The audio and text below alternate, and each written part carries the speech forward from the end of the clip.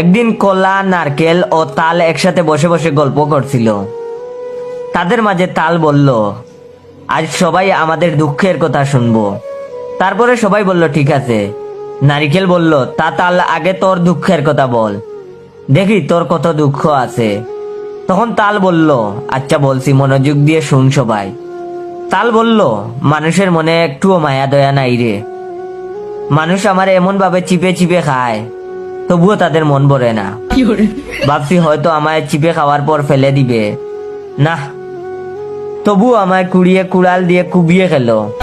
এটা শুনে নারকেল বলল, আর বলিস না, আমায় যে এত দূর থেকে ফেলে দে, আমি গাছ থেকে পড়তেই কোমরের হাড্ডি ভেঙে যায়। এরপরে খান ধরে তুলে নিয়ে আমায় আষাঢ় দিয়ে মাথা ফাটিয়ে খায়। তো এবার কলার পালা। তখন কলা বলল, আমার মান সম্মান বলতে কিছু নাই রে ভাই।